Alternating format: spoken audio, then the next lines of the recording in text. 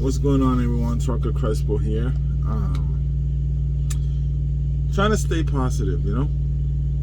Every time you try to go home, something always happens to the truck, to the trailer, or at the shipper receivers. You know? I made it to a receiver. I've been here 5 hours on a door. They unloaded me quickly. They unloaded me in 45 minutes. Trailer gauge said, or the load scale gauge tells me I'm empty. Green line and all. I go inside. I look at my trailer. Trailer's clean. It's empty. Oh, I'm looking for my paperwork. Oh, wait. Okay. So I gotta wait to see where the hell the lady was that's unloading my trailer.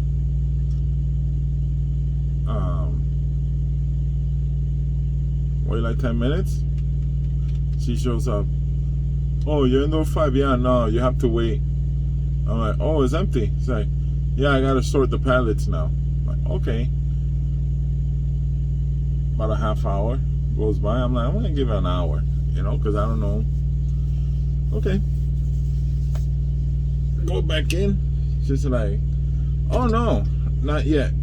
You know how much longer? Oh, not much. Okay. But it'll probably be a minute.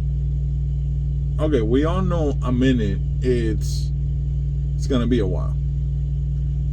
But you're in a professional environment. You know what I mean? Like, leave the fucking ghetto-ness at home. Like,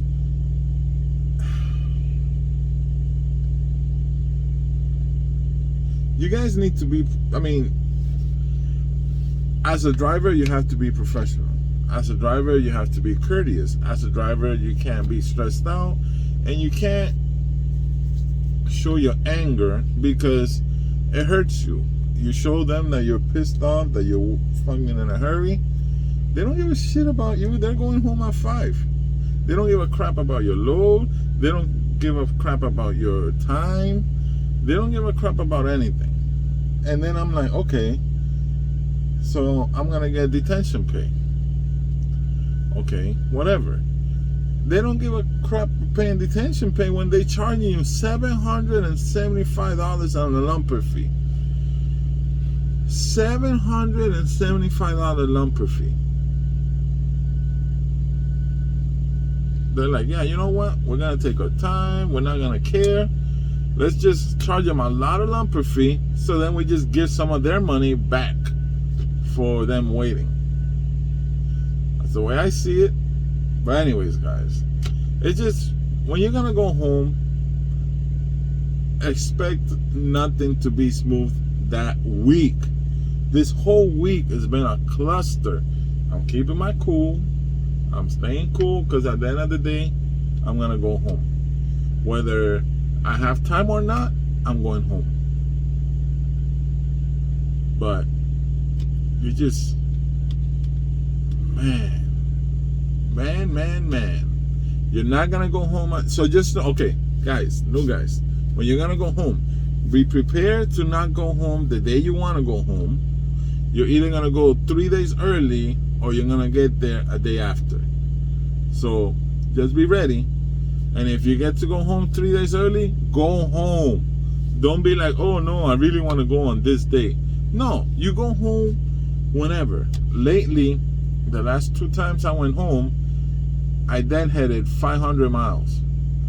One was 500, the other one was 350. And they're like, oh, but you know, that's a lot of miles. It's no way, you ain't gonna get me with that crap anymore. You get me that close to my house, I'm deadheading home. I bobtail if you want, but I'm not sitting around a day for you to give me a load to pick up another day, for me to get crappy money and miss out on maybe a load that I'm gonna have an issue with, and then I have to miss out 3 days for 500 miles. Nah, you get me 500 miles close to my house, I'm going home. You know I want to go home. Why don't you give me a load that gets me? Oh, and that's another thing. When I want to go on home time, they never give me to my house. It's like there's no loads to San Antonio when I want to go on home time. When I'm not on home time, they drive my ass right by there. You know what I do? I take my 10-hour break at home. Why can't you get me home to San Antonio for home time?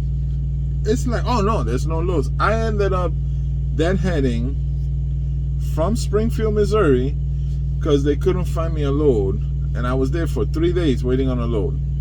They're like, oh, there's no loads. Oh, there's no loads to San Antonio. There's no loads to San Antonio.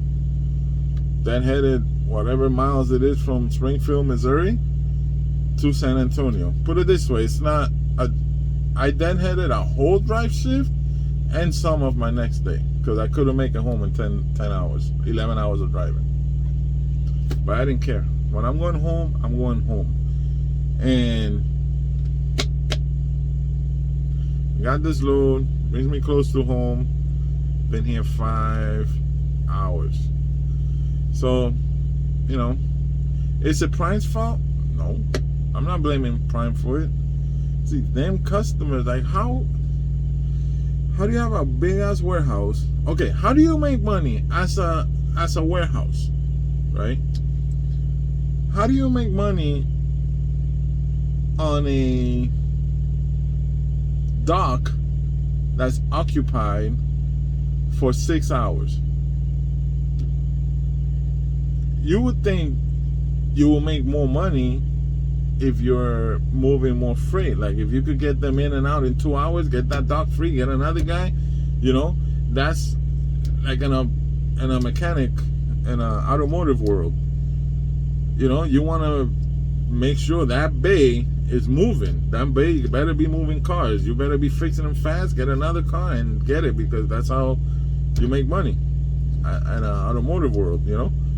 Your bay is going to make you a certain amount of money a day. But yeah, guys, just get ready for the newbies. Get ready to be disappointed with home time. Expect your home time to be aroundish, you know, your day around that day. Most likely it's gonna be sooner than that day. Well, at least my fleet manager rather get me sooner than not get me there. But when he can get me there sooner, yeah. And it's just, you know, after being in this for 3 years, you know what's coming. You know what's gonna happen. You know what could happen, what cannot happen. The ifs, ands, or buts about home time. But after being 6 weeks in a truck, man, you just want to go home. You just want to go home. See the wife, see the kids, sit in your couch and watch the damn TV, sitting, straight looking at it, not kind of lounging on your bed, all uncomfortable, trying to look at the TV, because I do have a TV. Or like, I just want to be home, guys. Not Prime, but this shipper, this receiver.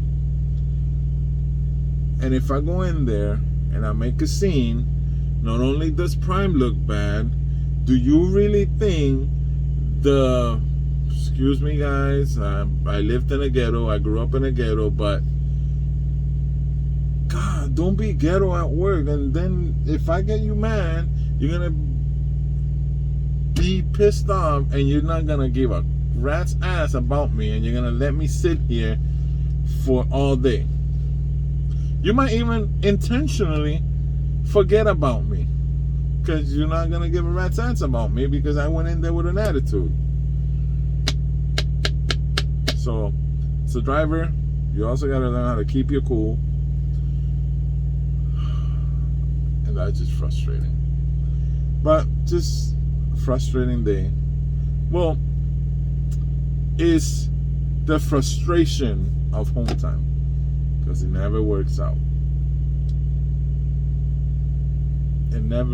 It's never smooth. Oh yeah, you might make it home, but it's never smooth. So guys, be ready.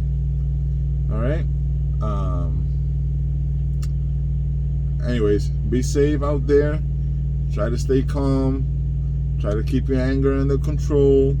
It never works out. Being mad never works out in your favor. In life, and usually in trucking also. Try to keep it cool. I'm trying my best to keep my cool. I have a very short temper, believe it or not, guys. And when people don't do their job, or when it takes longer than it should, it really, trucking has brought out the worst in me. Trucking has brought out the worst in me. Just hurry up and wait. That's what you're gonna do.